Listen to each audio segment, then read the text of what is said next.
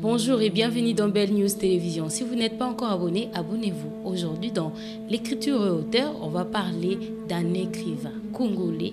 Il a écrit 3 livres. Mais ces livres font parler de lui parce que ce sont des livres très importants. Lui, c'est le monsieur Kipuni. Il est là avec nous, il va se présenter lui-même. Bonjour monsieur. Bonjour madame. Vous pouvez vous présenter? Oui, je suis monsieur Kipuni Yebe Hermenel Gide Aimé. Comme beaucoup d'amis, les gens m'appellent Hermé, Aimé. Je suis congolais d'origine de la province du Kwilu. Quels sont les livres que vous avez écrits? Le premier livre que j'ai écrit, c'est la décentralisation et la consolidation de l'État-nation en République démocratique du Congo, un regard sur la province du Congo central, du Bas-Congo. Et ces livres découlent de mon mémoire de licence, parce que je vais rappeler que je suis licencié en sciences politiques de l'Université de Kinshasa et maintenant je suis à l'école doctorale en sciences politiques à l'UPEN. Oui. Et dans ce livre, je démontre comment la décentralisation facilite la consolidation de l'État-nation. Le cas de la RDC et la pratique observée de la décentralisation dans le Congo central nous a permis de porter une analyse critique sur la pratique de la décentralisation chez nous. Et nous avons apporté des perspectives, des solutions aux différents problèmes que la décentralisation est en train de vivre dans notre pays. Le second livre, c'est le deuxième livre, donc c'est le guide des théories pour la gestion des entités territoriales décentralisées pour une gouvernance locale en République démocratique du Congo. Œuvre dédiée à Rossi Mukendi. Exactement, œuvre dédiée à mon très cher frère et ami Rossi, et moi j'aimais bien l'appeler Chims, où je démontre... En fait, ces livres-là, beaucoup de gens n'attirent pas trop d'attention, mais c'est un livre qui apporte beaucoup de solutions dans notre pays. Premièrement, ce livre démontre toutes les possibilités que la décentralisation a offert aux entités territoriales décentralisées pour se développer. Alors, d'une part, je démontre comment les compétences peuvent être transformées, les compétences des ETD peuvent être transformées en politique publique, donc au projet. Comme quel genre de performance? Par exemple, la maîtrise de l'autonomisation, quand on dit les ETD sont libres du point de vue administratif et du point de vue financier, c'est-à-dire que les ETD peuvent générer des ressources et même créer des entreprises. Aujourd'hui, par exemple, à Kinshasa, nous parlons de Kinbopeto. Oui. En réalité, ce projet-là ne devait pas commencer au niveau de la ville. C'est un projet qui devait commencer au niveau de communes. Donne un peu de principe qu'il devait suivre pour protéger. Je démontre dans le livre les principes qu'il faut suivre. Ces livres-ci, aujourd'hui, le gouvernement peut s'en acquérir et puis distribuer gratuitement à tous les ETD ou organiser des formations. Nous allons animer des séminaires dans ce sens, apprendre aux entités, aux acteurs et surtout les politico-administratifs, donc les autorités politico-administratives, ceux qui gèrent les ETD, et leur démontrer comment ils peuvent transformer les espaces, les potentialités qu'ils ont en ressources, et comment ils peuvent générer des ressources, et comment ils peuvent orienter ces ressources, et comment ils peuvent élaborer des projets de développement pour leurs entités. Là, vous voulez dire que les ETD est à la base du développement? En réalité, à la lumière de la décentralisation, comme la Constitution aussi l'a voulu, le développement du pays devait commencer au niveau des ETD. Ce sont les ETD qui doivent élaborer des politiques et ces politiques vont remonter jusqu'au niveau de l'État. C'est penser la démocratie aussi à la base, parce qu'avec la décentralisation, on pense la démocratie à la base. Et quand on parle de démocratie, ne voyons pas seulement démocratie dans le sens droits de l'homme, tout ça. Mais la démocratie liée au développement, c'est penser aussi le développement à la base. Il y a, là, à l'intérieur, vous avez écrit de principes et de lois à suivre pour protéger non seulement le politicien qui exerce ses métiers pour le développement du pays, mais vous pouvez nous citer quelques principes ou lois à suivre? Oui, par exemple, comment la transformation de passif en actif. Oui. Le ZTD, les entités territoriales décentralisées, ont le compétence de taxer, n'est-ce pas? De taxer. Et en taxant, les ressources entrent dans la caisse de ces ZTD. Mais ces ressources, qu'est-ce qu'ils en font? Il faudrait que ces ressources puissent être transformées en actifs, pas seulement en passif, c'est-à-dire juste une dépense qui part. Mais pourtant, ces ressources peuvent se transformer. Je vous donne un exemple. Moi là, si vous me mettez, je suis bourgmestre, je prends d'une commune seulement, d'une petite commune. Non, je n'ai jamais été à Kitambo, je n'ai jamais vécu à Kitambo, mais je prends la commune où je vis, Mongafula.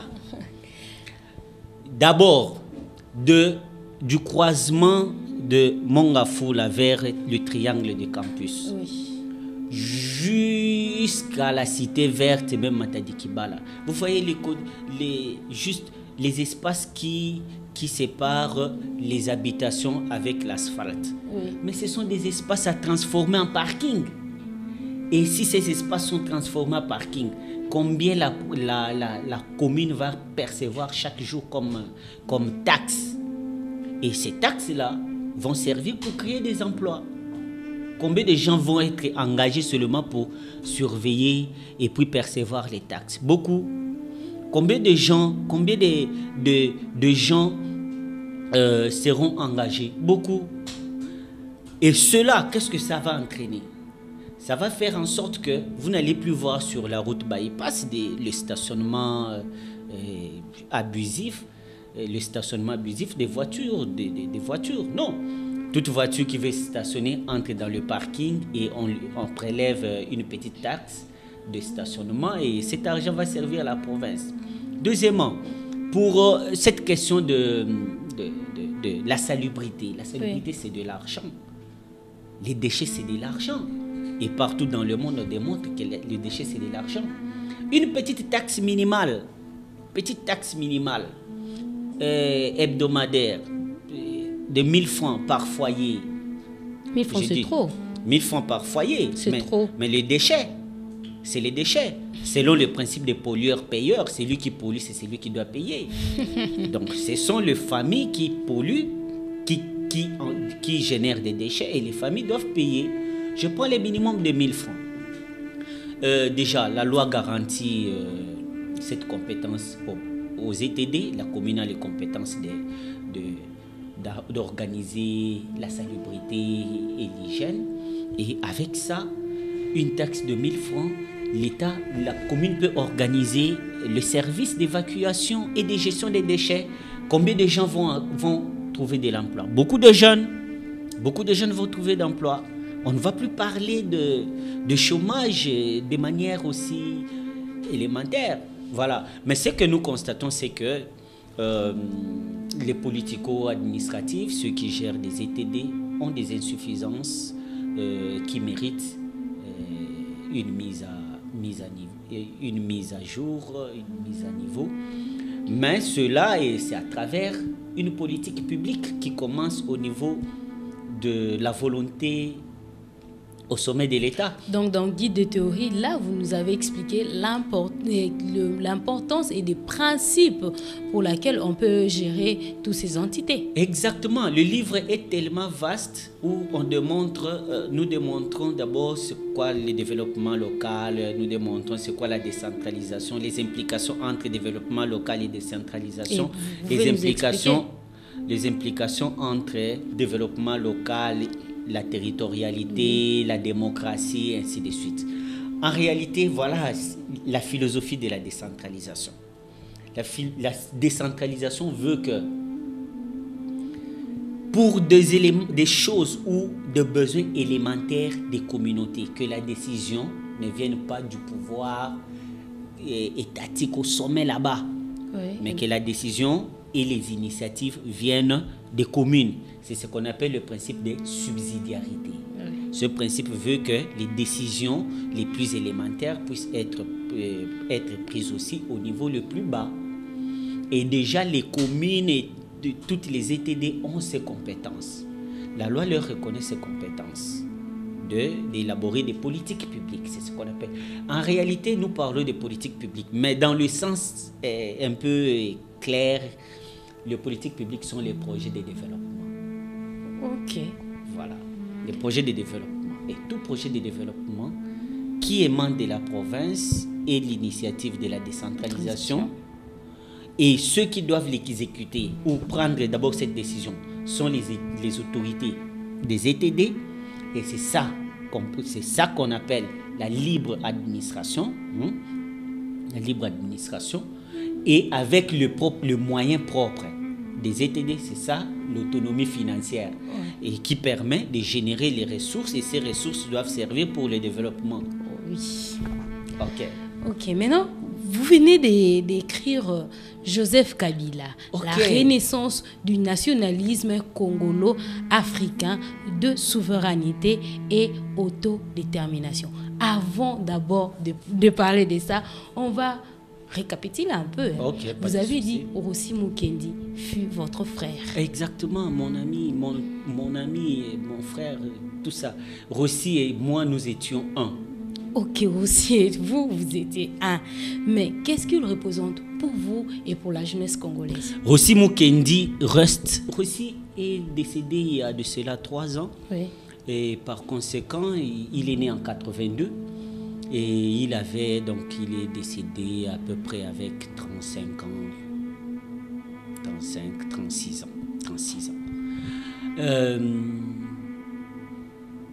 Et si nous voyons, Jésus-Christ est décédé à 33 ans. Oui. Lumumba est décédé à 31 ans.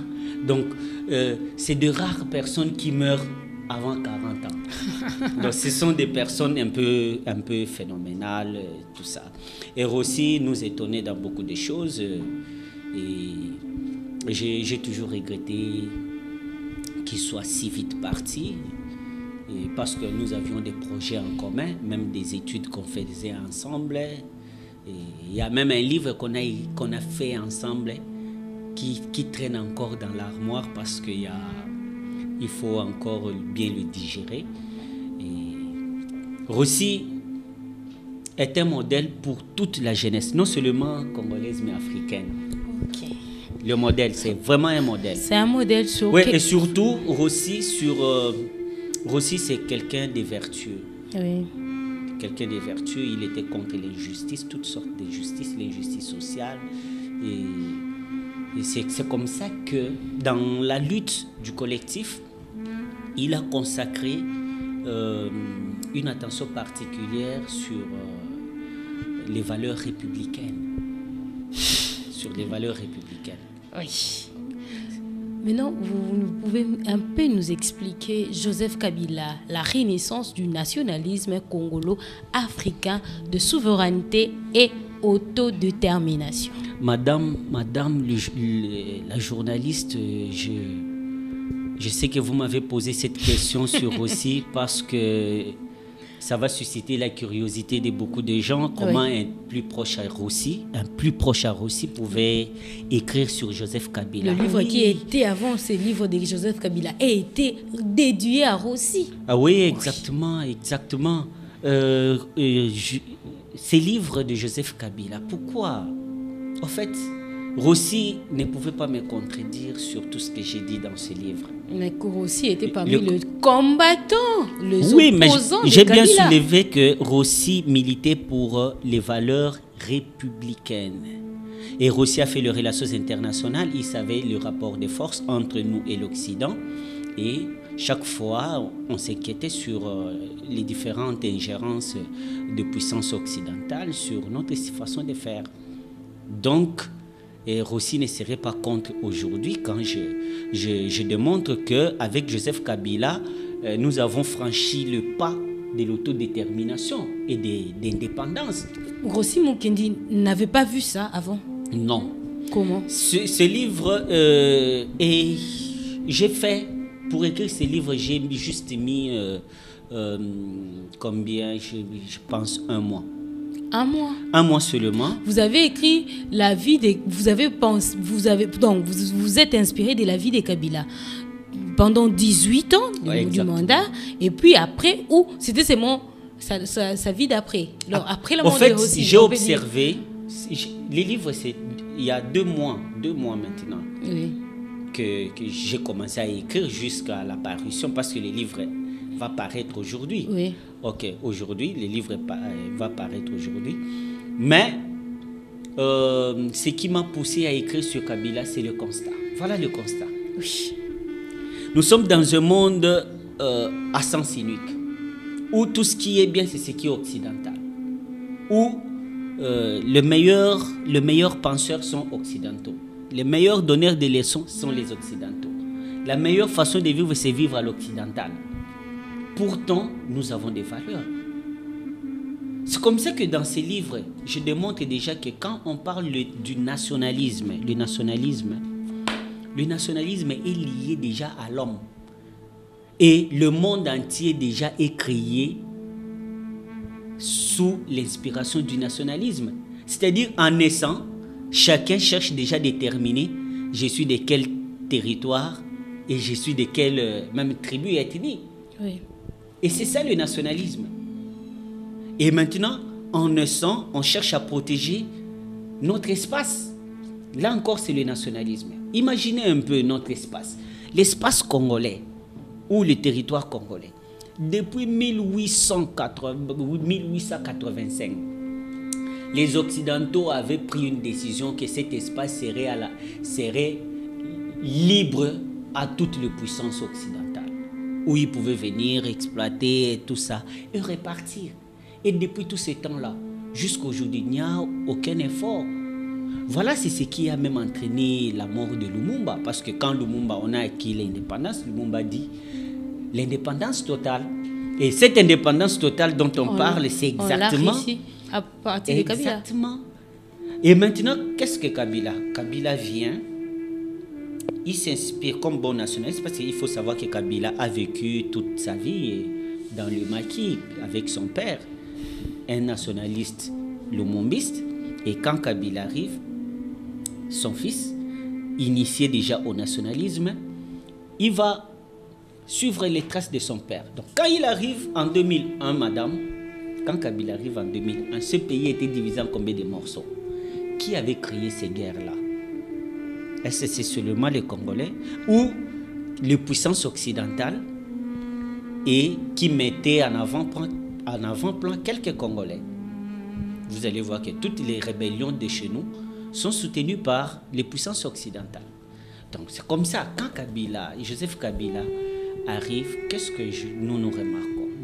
Moi en tant que scientifique, en fait, quand je l'écris, c'est en dehors de toute connotation politique, c'est vraiment en scientifique, c'est une analyse scientifique. Kabila remet le pays d'abord sur les traces d'une unité nationale. Et après lance le pays dans le processus de la démocratisation. Il arrache même notre autonomie, notre indépendance en organisant avec nos propres moyens les élections. Et cela 2 fois. Quelle est cette autodétermination que Kabila nous montre? Et le nationalisme aussi. Parce que vous ici, Kabila, l'autodétermination et le nationalisme. Montre-nous comment ça se représente chez Kabila. L'autodétermination, d'abord, quand Kabila prend le pouvoir, initié déjà par son père, il savait qu'il ne faut pas compter sur les étrangers. C'est comme ça qu'il va se lancer dans la quête de l'intégration nationale de tout le monde. Tous les Congolais, mettons-nous ensemble et trouvons des solutions à nos problèmes sans compter aux autres. Il a commencé par là. Et c'est ce qui va nous amener aux différents dialogues. Il va engager sa volonté politique pour réunifier ces pays. Tous ces dialogues ont réussi, même si certains ont permis d'aller vers d'autres. Mais les résultats des dialogues, c'est ce que nous avons aujourd'hui. Par exemple, comme c'est grâce à Lusaka qu'on est arrivé à Sun City, et ainsi de suite. Et de Sun City, nous avons la constitution que nous défendons tous aujourd'hui. Si nous parlons d'une constitution qu'il faut observer aujourd'hui, il faut reconnaître que c'est grâce au leadership de Joseph Kabila. Et aujourd'hui, si nous parlons des élections, nous parlons de l'alternance pacifique, et si nous parlons aujourd'hui, Kabila nous a fait comprendre que les élections, par exemple, l'organisation des élections, c'est une honte pour une nation, que pour votre question de souveraineté, les moyens soient venus d'ailleurs. Madame, je ne saurais pas tout terminer, mais je vais demander seulement aux gens que le scientifique, vous les journalistes, lisez le livre, vous allez comprendre beaucoup. Imaginez un peu quand les ingérences, on en a marre dans ces pays d'ingérences étrangères. Très marre. Est-ce que nous nous posons déjà la question quand la France et la Belgique viennent? Ils viennent pour nous aider ou ils viennent pour protéger leurs intérêts? Prochaine marque. C'est une question, mais il faut répondre à cette question. Vous êtes journaliste. La question soit à moi et la réponse est à vous. Ok, merci beaucoup. Quelque part, vous avez écrit que Kabila a déjoué la balkanisation. Comment? Parce qu'aujourd'hui, quand on parle de la guerre à l'Est, on voit Kabila. Exactement. On le voit parce que... Vous savez pourquoi? Pourquoi? Parce que la puissance médiatique occidentale veut nous faire croire que tout est de notre responsabilité. Et parmi notre responsabilité, c'est Joseph Kabila. Pourtant, ils ne disent pas que Kabila a hérité d'un pays divisé en plusieurs morceaux. Ils ne disent pas que c'est Kabila qui a réunifié ce pays. Ils ne disent pas que c'est Kabila qui a réussi à mettre à mal tout le plan des étrangers contre le pays, la balkanisation, tout le plan des divisions du pays, tout ça. Ils ne vont pas le dire. Vous savez pourquoi? Parce que Kabila n'a pas servi leurs intérêts. Si Kabila était là pour servir leurs intérêts comme tous les autres pays, il serait l'enfant soutenu. Quelque part, j'ai dit, l'enfant bien-aimé est devenu le mal dans ce livre. Pourquoi? Parce que quand Kabila arrive au pouvoir, nous avons vu de grandes personnalités occidentales, comme de Louis Michel qui était à côté de lui. Mais comment ils se sont retirés? Est-ce que c'est au nom de la démocratie? Parce qu'ils n'ont pas trouvé leurs intérêts. C'est exactement le cas du code minier. Comment vous voulez que les Occidentaux puissent aimer Kabila aussi longtemps? Le code minier que Kabila a mis en place pour protéger nos ressources et servir, afin que ces ressources puissent servir aux nationaux. Est-ce que ce ressource-là, on est en train de bénéficier de cela? Exactement, on ne bénéficie pas de cela parce que entre nous n'avons pas encore compris exactement la philosophie et la lutte de Kabila. Vous savez, l'excellence Lambert Mende avait beaucoup prêché, moi je vais appeler ça prêcher, avait beaucoup dit, mais les Congolais, nous n'avons jamais compris. En réalité, moi je dis que dans ce livre, je démontre que les Congolais, nous n'avons jamais compris Kabila. Sur le plan social, presque tout le monde a faim. Comment est-ce qu'une personne affamée peut comprendre Kabila? Exactement. Vous êtes affamé parce que on a un enfant, je donne un exemple, un enfant qui naît d'une famille où le papa et la maman n'ont jamais étudié, n'est-ce pas? Et cet enfant va vivre la famine ou la faim toute sa vie et la pauvreté. À qui la faute? Non, il y a d'autres enfants que les parents n'ont pas étudié, mais eux... Exactement, voilà. Là, vous avez raison de réfléchir de cette manière. Mais regardez, nous avons faim pourquoi? Parce que les Occidentaux veulent que nous puissions avoir faim. Plus nous avons faim, plus ils ont la main sur nous. Tout le mot... Est-ce qu'ils voudront vraiment que nous puissions... Posons-nous la question, madame, posons-nous la question. Si la RDC ou l'Afrique se développe, que devient l'Occident?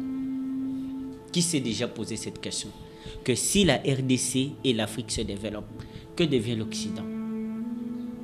Et si nous commençons à produire ce que la Chine produit, la Chine va aller vendre où? L'Europe vendra où? Si nous commençons à transformer, nous avons des industries qui transforment tout ce que nous avons comme richesse. Tout ce que nous avons comme richesse. Les industries occidentales vont fonctionner comment? Voilà pourquoi, au lieu de penser que c'est Kabila qui est le mal, il faut réfléchir. Alors, rassemblons-nous. C'est ça l'autodétermination. Décidons-nous d'être ensemble et de faire face à l'impérialisme. C'est ça l'autodétermination. Donc, tout le mot que nous avons vécu pendant 18 ans, on doit le mettre à l'égard du blanc, des Occidentaux. Oui, mais la responsabilité est partagée. La responsabilité est partagée. Vous savez, par exemple, il y a des tournements à l'ONATRA, il y a des tournements ici, de là. C'est Kabila qui est allé détourner cet argent. C'est pas Kabila, mais c'est Kabila qui... Ok, voilà, maintenant, la question, c'est le problème du système. Ouais. Du système.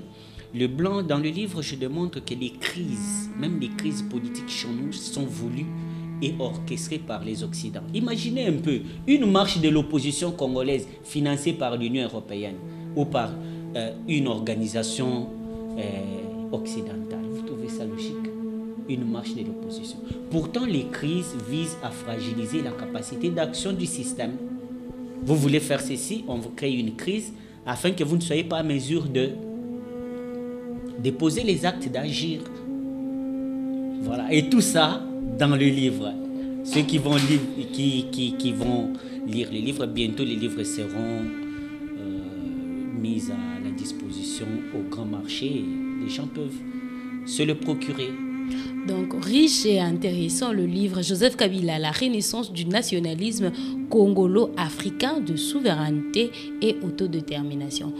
On est arrivé à la fin de notre émission. Pour conclure aujourd'hui, qu'est-ce que vous pouvez dire? Ce que je vais dire, je demanderai aux Congolais, parce que même dans la conclusion du livre, je dis que nous devons réfléchir 2, 3, 4 fois, même plus, pour comprendre pourquoi Lumumba est mort, pourquoi Laurent Désiré est mort, pourquoi Kadhafi est mort, donc, pourquoi Laurent Gbagbo a été chassé. Je rappelle ici, vous avez mis Kabila comme Kadhafi.